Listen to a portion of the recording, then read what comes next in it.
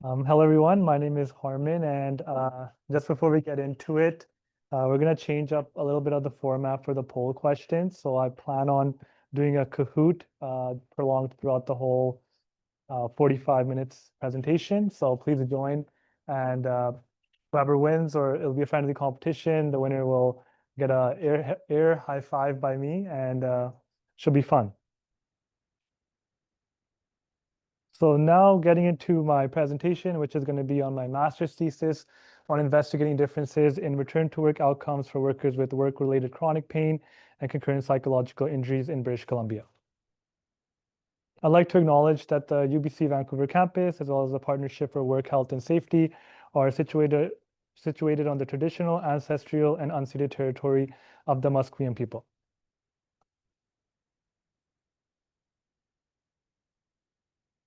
So now just getting into some background and providing some definitions that are relevant to my thesis. First is what a psychological injury is, and WorkSafe BC defines a psychological injury as a mental health condition, including mental disorders arising out of the course of work and resulting in a diagnosed mental health condition. Chronic pain is pain that persists over 6 months after a work-related injury or occupational disease and beyond the usual course of recovery. So now I'm just going to quickly let you guys join in on the Kahoot. You can stay anonymous, or you can enter your name and affiliation. And then we'll get into our first Kahoot question.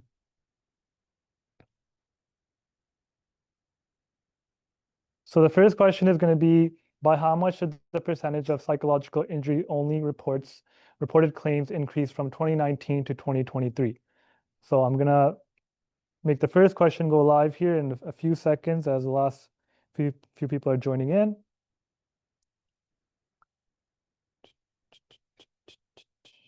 Okay, here we go. Everyone gets 20 seconds to answer this question.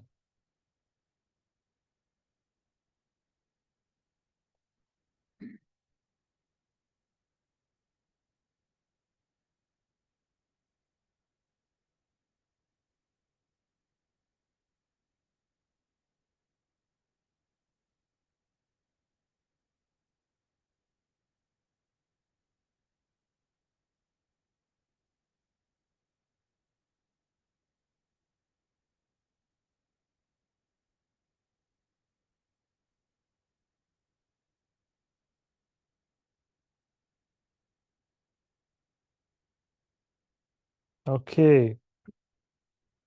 So the correct answer was C, so 51%. Now we're going to quickly move into the second poll question, which is by how much did the percentage of chronic pain injury only accepted claims increase from 2017 to 2022?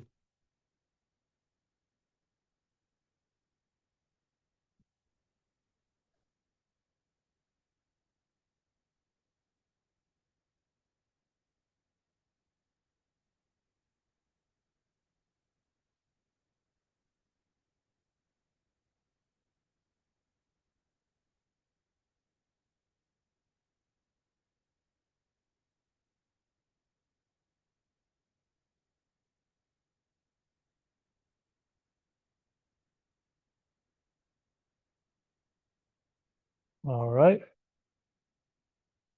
And the correct answer here was B, 48%. So now just quickly provide some numbers to show you guys the percentages here. WorkSafe BC began to accept mental disorder claims in 2012. And since that time, we have seen a steady increase in the number of claims, as we saw from the Kahoots. So from 2019 to 2023, this was a 51% increase, going from approximately 4,500 claims to 76,700. Similarly, for chronic pain, we can see that from 2017 to 2022, we saw a 48% increase in the total number of chronic pain accepted claims. So why does this matter? Well, as depicted from the previous slides, there is a rising number of claims for both of these injury types, and this is expected to grow over the coming years due to changes in workplace dynamics as well as an aging population.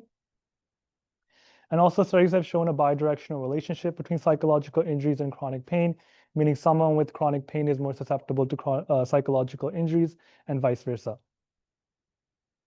So now moving into the objectives of my thesis.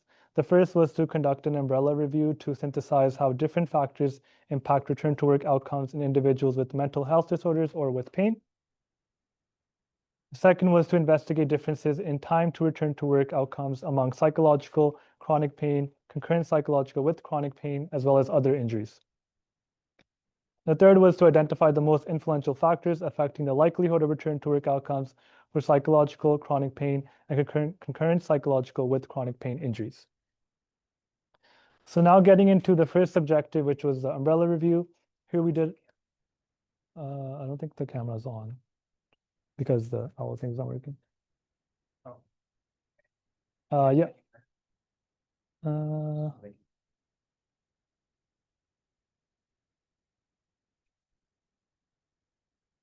Is that showing me or? Yeah. Okay. So as I was saying, we did a comprehensive search strategy on Medline Ovid, and here we looked at key terms such as pain, mental disorders, return to work, anxiety, and depression. And from this, we were able to obtain 255 total records that were identified. And from our screening process that included abstract screening and full text, we ended up including 21 in our review. Among these 21 studies, there was actually a lot of heterogeneity between the subgroupings as well. So we looked at population differences as well as differences in the outcome. So we ended up grouping these in different subgroups. So for population, we had chronic lower back pain and non-chronic lower back pain, upper/lower limb pain, unspecified or multiple locations of pain, as well as mental disorders. For our outcome, we looked at return to work as well as work absence. Due to the high heterogeneity and the limited number of articles that were included, we had inadequate evidence for many of the factors, but for pain intensity, depression, and comorbidities, they were all seen to negatively affect return to work outcomes. So now I'm just going to focus in on a few of the main subgroupings. So here we have our factors on the left, followed by the direction of association, level of evidence, and outcome. So focusing in on the chronic lower back pain group, here we looked at 4 different factors. And here we can see that depression, for example, had a negative direction of association with return to work with a weak level of evidence. And pain intensity had a negative direction of association with return to work with a strong level of evidence. Similarly, looking at upper/lower limb injury, we looked at 6 different factors here, but we were only able to find association for 2 of them, which were comorbidities, which saw a negative direction of association with return to work and a weak level of evidence, and depression, which showed a positive direction of association with work absence and a strong level of evidence. So overall, the umbrella review really indicates that pain intensity, depression, and comorbidities may negatively impact return to work outcomes, but further research is really needed to quantify the time it takes to return to work and to incorporate other key variables that may also play a role in influencing return to work. So here, this kind of outlines the conceptual framework, which outlines the key variables included in the quantitative phase of the analysis. So variables such as occupation, industry, psychological injury type, so anxiety or depression, were all derived from the results of the umbrella review and previous literature that has investigated return to work as an outcome and has shown the importance of including them in our models. In terms of the methods for the quantitative analysis, we looked at longitudinal population level administrative claims data from WorkSafe BC via Population Data BC between the years of 2012 and 2019 with 3 years of follow-up. So as depicted on the right, we can see that we started with just over 700,000 claims, and after our study exclusions, which are shown on the right in sequential order, we ended up with just over 400,000 claims for our primary analysis. In terms of the methods we used, for descriptive analysis, we looked at the chi-squared test of independence, as well as a Kruskal-Wallis test. For objective 2, which was time to return to work, we looked at the median and interquartile ranges. And for objective 3, we looked at the likelihood of return to work by looking at adjusted multivariable logistic regression. And before I get into the results, I just want to quickly state that we defined return to work in 2 different ways. So we looked at it as full return to work, which was defined as whether an individual has returned to work at full capacity in any form of employment, as well as deemed return to work, which takes us a step further by looking at looking at whether something is defined as whether an individual has returned to work at full capacity in any form of employment, or has been deemed fit to return to work by the compensation system despite not yet returning to work. So now I'm just going to quickly go over some of the descriptive characteristics. So there's a lot to go and look into here, but I just want to focus on the first row, which is looking at the sex and gender. We can see that for the majority of our cohorts, they were predominantly made up by males, but we can see that for our psychological only group, we have females making up just over 54% of this cohort. In terms of occupation, I just want to focus in on one number here, which is the 47%. And this really represents that 47% of this psychological plus chronic pain injury group came from the trades occupations.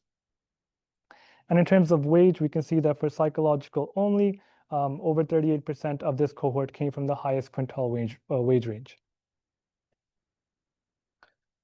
So now we'll move into our third Kahoot question, which is going to be on what do you expect the median days to full return to work to be for the psychological injury only cohort.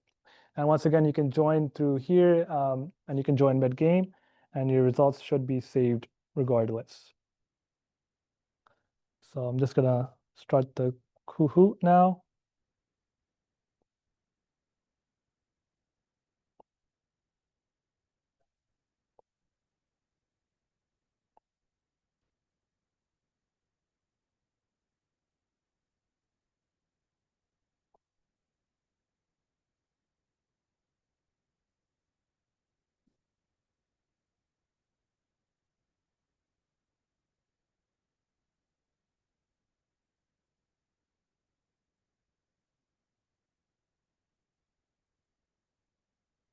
Okay, so the right answer here was 399 days. So only 8 people got that right. Now we're going to move into question 4, which is what do you expect the median days to full return to work to be for the chronic pain injury group?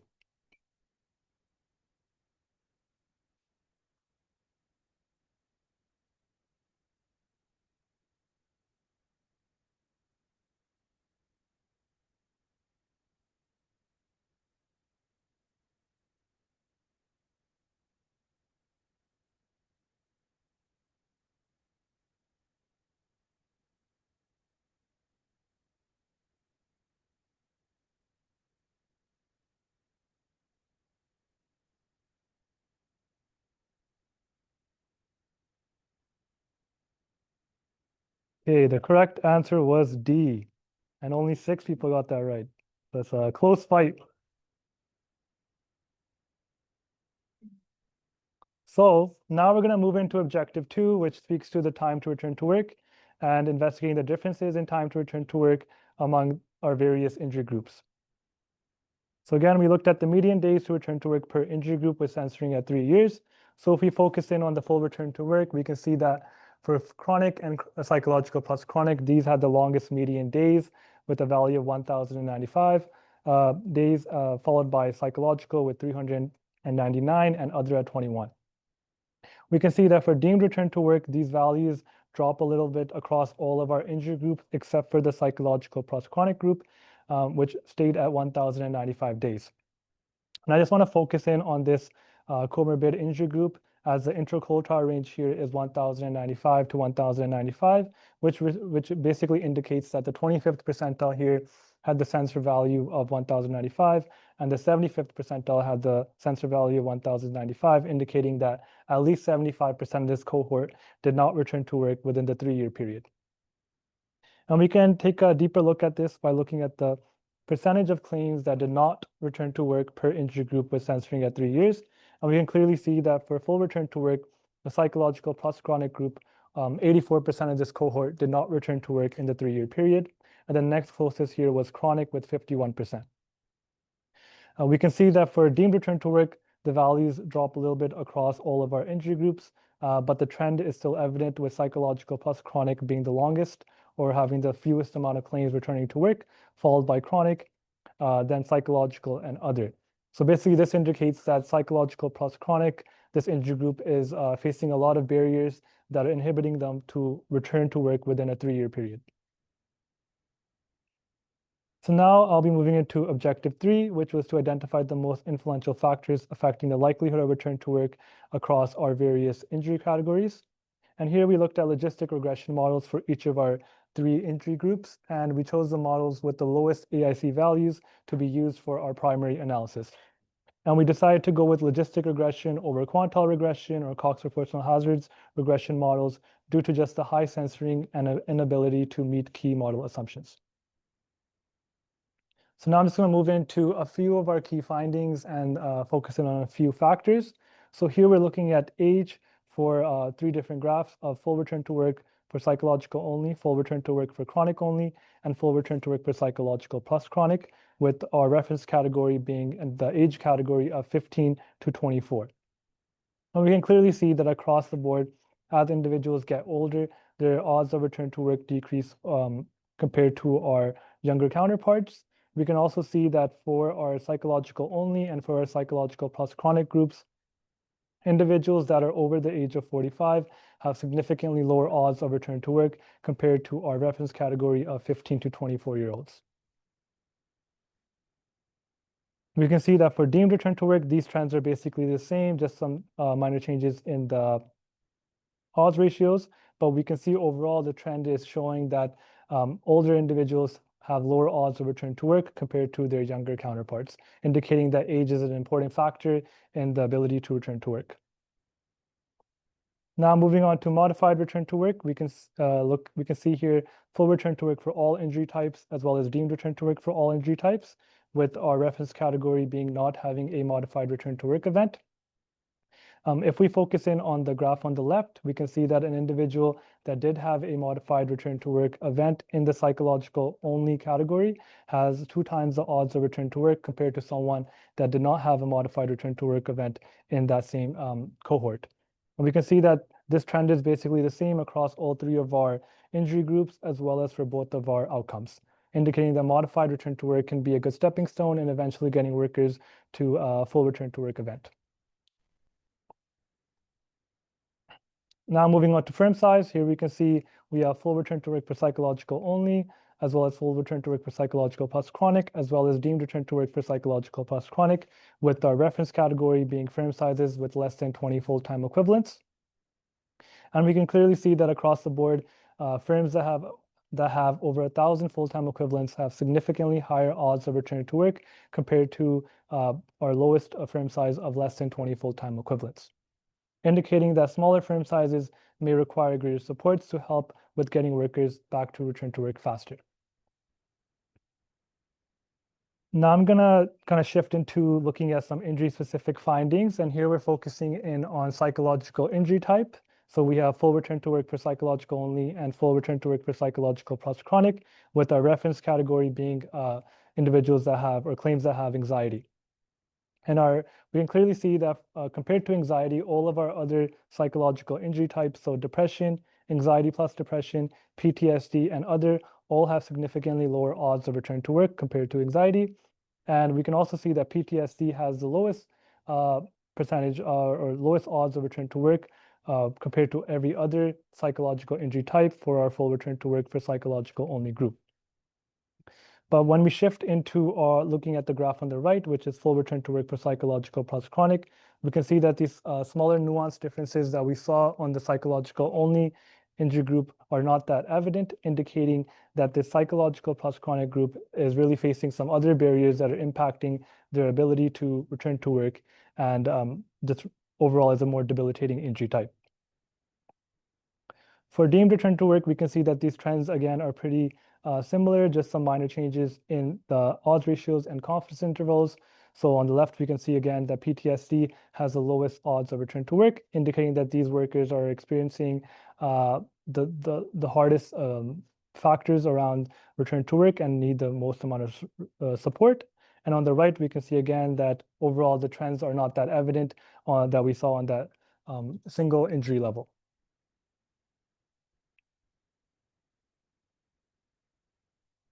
Okay, so now we're moving into chronic pain location, and here we have full return to work for chronic only and full return to work for psychological plus chronic, with our reference category being back pain. And if we focus in on the graph on the left, we can clearly see that compared to back, basically every other injury location has significantly higher odds of return to work compared to their back, except for our multiple sites of chronic pain location, which has significantly lower odds of return to work. So in other words, we can say that claims that have back pain or have multiple sites of chronic back or chronic pain have significantly lower odds of return to work compared to every other chronic pain location. But if we focus in on the graph on the right, which is full return to work for psychological plus chronic, we can see that once again, these smaller nuanced differences that we saw on the individual injury level are not that evident. We do see that upper extremities have significantly higher odds of return to work compared to our reference category. But in general, the confidence intervals are quite wide here across the board, and the smaller differences are not that evident. And for deemed return to work, we basically see these same trends, just once again, some minor changes in confidence intervals and odds ratios, but overall depicting the same results. So now we're going to move into questions 5 and 6, which are going to be our final two Kahoot questions. So our first one is going to be, which psychological injury type had the lowest odds of return to work in the psychological only injury group? So it's gonna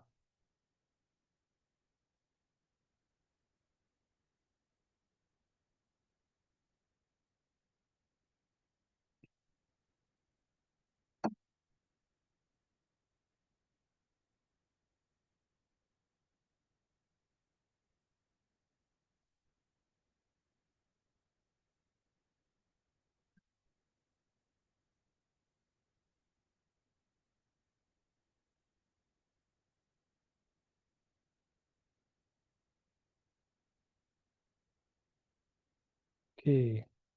So the correct answer here was PTSD. So now moving into question 6, our last question, which is, which chronic pain locations has significantly lower odds of return to work compared to compared to other locations in the chronic pain only category?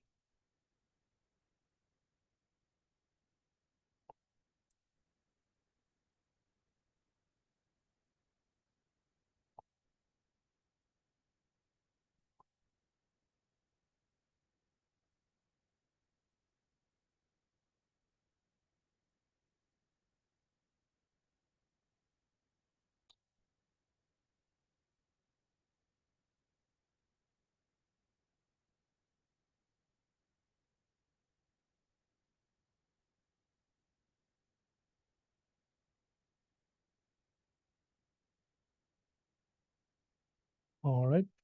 And the correct answer here was back and multiple sites of chronic pain. So now I'm just going to quickly provide a quick overview of all the graphs and results that we showed. So we saw that younger age, modified return to work, and larger frame size increased the odds of return to work. So I'm just going to go into a bit of detail for each of these. For younger age, studies have shown that older workers often have a higher prevalence of chronic pre-existing conditions, such as heart disease, diabetes, and arthritis. And research has shown that the presence of these conditions negatively impacts return to work outcomes, which are seen in this population.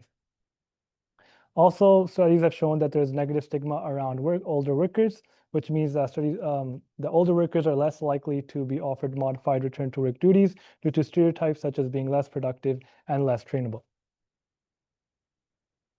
For modified return to work, our findings were pretty consistent with previous research, indicating that modified return to work is a good stepping stone and eventually getting workers to a full return to work event. But it is important to note that having a modified return to work event in our study may also be seen as an indicator for less severe injury, which in turn would result in a better ability to return to work. We also saw that larger firm sizes increase the odds of return to work, and this might be due to the fact that larger firm sizes usually have many support systems, such as structured return to work programs and other resources available that are not that available on the smaller firm level. We also saw that PTSD in the psychological injury group, as well as back and multiple sites of injuries in the chronic group, resulted in significantly lower odds of return to work.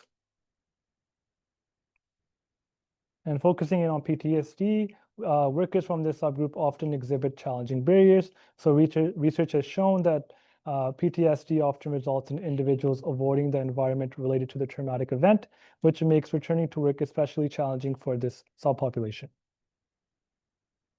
In terms of back and multiple sites of chronic pain, pain in this location or multiple sites often impacts the ability to perform common job tasks, which can just make it difficult in general to have a modified return to work event or return to work in general. And overall, we saw that the psychological with chronic pain injury cohort, the trends that we saw on an individual injury level were not that evident, indicating that this group in particular is facing a lot of barriers that are other barriers that are inhibiting the ability to return to work that were not really outlined in our research questions. Now moving into the strengths and limitations of this part of the analysis. So our strengths was a large data set. The large data set allowed for robustness in our findings and in which the odds ratios and confidence intervals are more narrow and stable. We also use multiple outcome indicators, which allows for a more holistic view of the full return to work process compared to just focusing on full return to work, for example. In terms of the limitations, we had variable availability. This is due to the fact that we use secondary data and we weren't able to really pick and choose our variables, which can make it difficult to include key confounders that might impact our overall results. And also we did claims level analysis. So we focused on claims rather than workers due to the exploratory nature of this study, which may result in multiple claims being associated with one worker. In terms of the implications, we were able to identify key factors that may play an important role in increasing or decreasing the time to return to work. And we also saw that we need further research into the factors that are inhibiting the ability to return to work for this combined injury cohort of psychological plus chronic, as over 80% of this injury group did not return to work in our 3-year period. In terms of future research, longer follow-up periods would help a little bit in limiting the censoring, which could help with having more options in the analytical approaches that we use. So we could have potentially used the quantile regression to give us a better idea of the true return to work trajectory of these injury groups. And finally, for future research, investigating how to better support return to work outcomes in this comorbid injury group.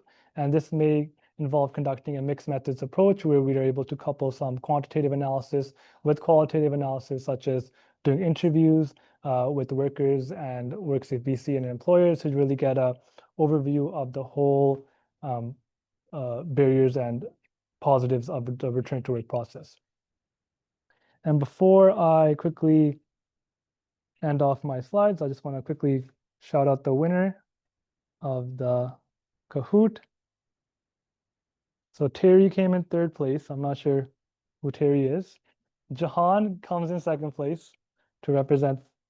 And 1st place goes to DS. So congratulations. You know as much as me in terms of my research. So Okay. So yeah, thank you guys for listening. And I'd like to thank WorkSafe BC for providing their research training award for me, as well as the